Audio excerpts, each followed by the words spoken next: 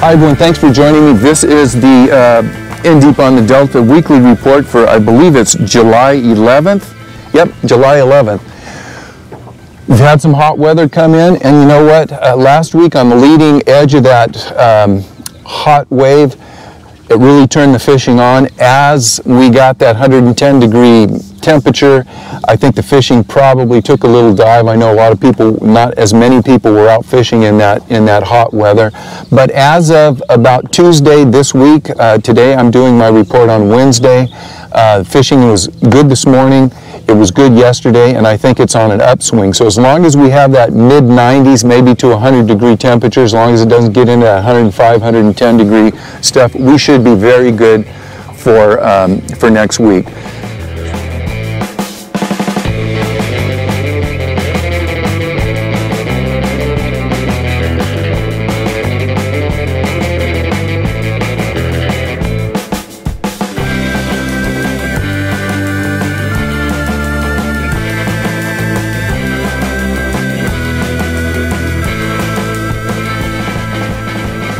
What I'd like to talk about first is a little river business, and then we'll get right into the reports. Oh, and we'll talk about some of the giveaways, some of the winners and some of the giveaways that we are going to be doing for next week.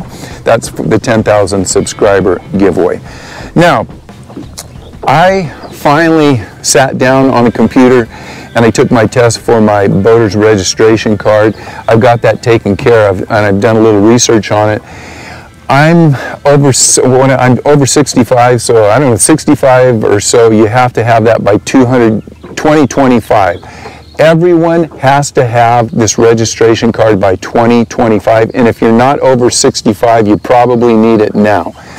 Here's the deal. I've been checked 3 times, probably in the last month, here on the Central Delta. 2 on the water, 1 at the dock, and I want to commend Fish and Game. I got checked, my live well check on the dock. I haven't seen them doing that for years, but I just want to say that they're out there checking, and you're liable to get checked if you're on the water much. If you do not have that boater registration card, the first offense is $100, the second offense is $250, and the third offense is $500. So I just want to make sure that if you guys don't have that boater registration card, you get it, because it's likely that you may be checked. They're out here checking. Let's talk about the giveaways, and basically I have a Delta glider.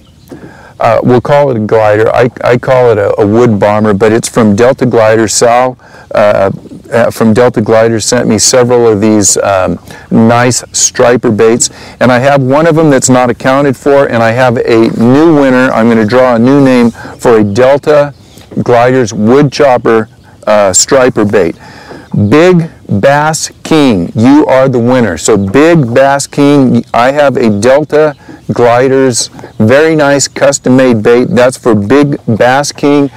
Send me your information so I can get a hold of you at scooper9561032. Now, last week's winners, we had, that was the 3rd week. Victor Sperry won the half-day trip, and Kia won the $50 bass hole certificate, and both of those guys have called and collected their prize. So the 4th week winners, I'm going to announce 2 names. Christopher Walker, you have won the bait chucking package of baits. So Christopher Walker, make sure you give me a hit up on Gmail. And for the CNC baits, it's Tom Ehem, and I'm going to spell your last name, Tom, in case there's more than one Tom out there. It's E-H-M-E-N. Geez, I don't know. Tom, E-H-M-E-N. So Christopher and Tom, give me a holler again at scooper9561032. You will be able to collect your bait chucking package and your CNC baits. Now for week number 5, this week is going to be another gift certificate, $50 gift certificate from the Bass Hole, and another bait package from C&C Baits. So I will be drawing week 5 winners next week. You folks that may have watched my last video, it was a worming video, and we talked about fishing brightly colored lines. I think the name of the video was I'm selling technique. I think that was the video. I'm getting questions on where to get that Suffix 832 line. Rob has ordered that. I think it's in the shop by now. And he's got the brightly colored yellow 832 Suffix line that we talk about in that video. Make sure you give him a call before you go down there, and he'll let you know what he's got. All right, let's get into the river report and all of that good stuff now. Conditions out here, water temperatures are right around 80 degrees. If you take water temperature after about noontime, it may get up to about 83 degrees.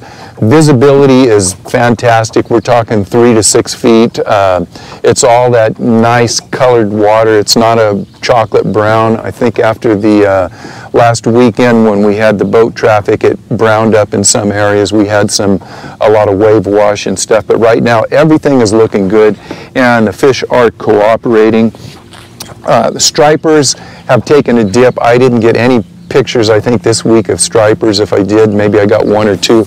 Not a lot of interest, so we're not going to talk about stripers. We'll talk about largemouth bass. And I'll give you a few reports from some of the guys that sent in. Victor wrote in, he was out Tuesday, 79-degree water temperature. He did all his damage on wacky worms, jerk baits, and frogs, and there is a frog bite coming on. Several people have talked about frogs this week. Andres, he was out Monday fishing from 1 p.m. to 9 p.m. He had 35 to 40 fish, about a 14-pound bag for his best 5. 3.2-pound fish was his best fish. He was fishing offshore, Thule Islands, Cinco's, drop shot, chatterbait, whopper ploppers. All the fish over 2 pounds, he got on a 5-inch whopper plopper, and they were biting that all afternoon. Mac has been out. He's been fishing right through the heat. 6 a.m. to 1 p.m. When was he out? Earlier this week, 80 degree to 83 degree water temps. Good fishing, chatterbait, spinnerbait, crankbaits. Tides didn't matter to Mac. Lure color and cadence were his keys to success, and he did very well right through the heat of the day. Let's see, Kenny Vang, he was out fishing chatterbaits and spinnerbaits, no cranking. He couldn't get a fish on a crankbait. High outgoing tide was his key to success. Sadly, he was out fishing. Bone-colored Chapo, square bills, crawdad vision, square bills in crawdad color, vision 110. I did have quite a few guys catching fish on jerk baits this week, shad color, vision 110, and June bug type stuff. He was punching that, and he was getting fish on the punch.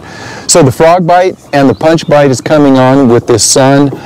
It's been pretty much junk fishing, and that's what I've seen, and I'm almost embarrassed to tell you what I've been doing because it hasn't been scientific at all. I've been still staying pretty close to Paradise Point. I've fished the channel. I have fished the cuts. I'm fishing Thule Islands are producing. Every type of surface vegetation that I could find has been producing. I'm getting on a bank. I'm going 10 minutes. If I don't get anything, I'll go across the river and I'll fish another bank. I've got about a half a dozen baits that I've been using. I'll talk about that right now, and I'll let you guys in on what I've been catching them on. I've been going through, obviously, a whole lot of these things and a whole lot of these things. Toads and worms have been very good. Yesterday, I was out Tuesday, and I did not catch this fish. The fish did not bite, but he showed me where he was, and I'm sure it was a double-digit fish. It came up to a little horny toad. I went out this morning at 4 a.m. I was out in that same spot. I was throwing something big, like this big Mikey, to get that big fish. I couldn't get him to go, but I know where he's at, or she's at, and I'm going to be out there for the next couple of days trying to get that fish. So the morning bite for me, I have been using 3 things. You know, I like the bubble walker. That's number 1. I've also been throwing a rover or a walking bait, a little bigger than the bubble walker. And then last but not least, I've been throwing a whopper plopper.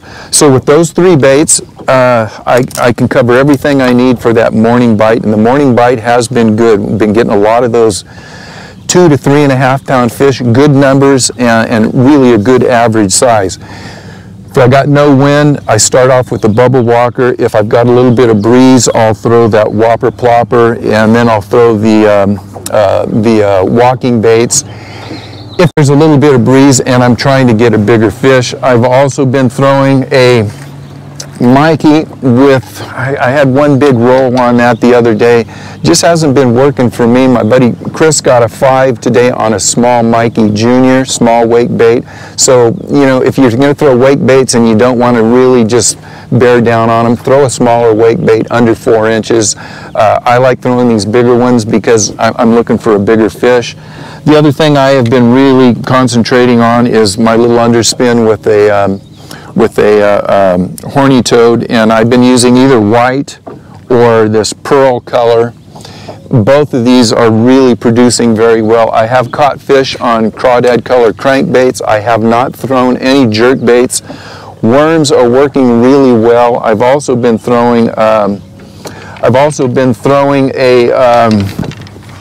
creature bait. Let me pull this out. I told you I might talk about that brightly colored line that we're throwing.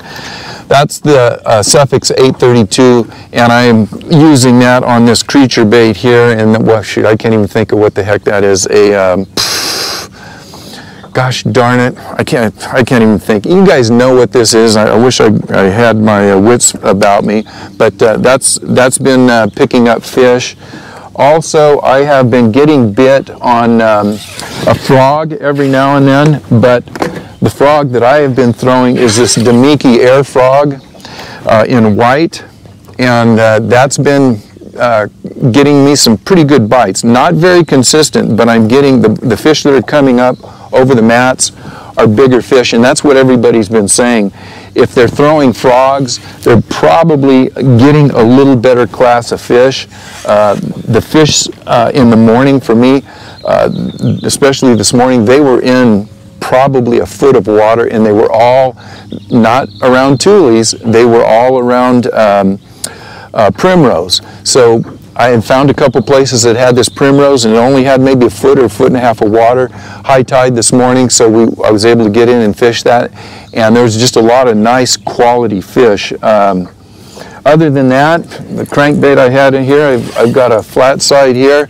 That's what I've been using. It's junk fishing, and you just have to fish what's in front of you.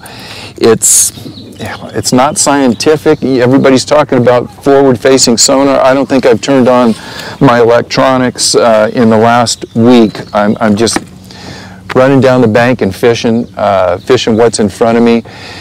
Changing baits. If I don't get anything within 5 or 10 minutes on one bank or one bait, I'm switching over, and just the simple baits that I've shown you this morning are what I've been using. So don't get fancy, just go out and do it.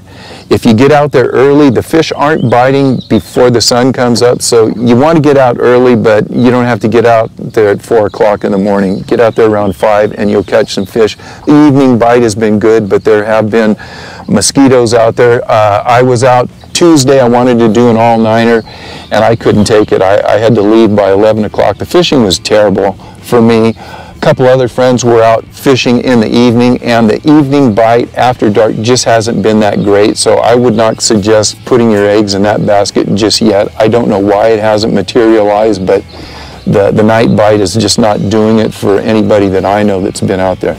So with that, thank you guys so much for watching, and you know, God, he's got this shade pocket in here. I might do a little more fishing, see if I can't pick up something on a horny toad or something, and then I'm going to get out of here and get out of the sun and take a little break. So remember to send me your reports next week, and with that, good luck. We'll see you guys on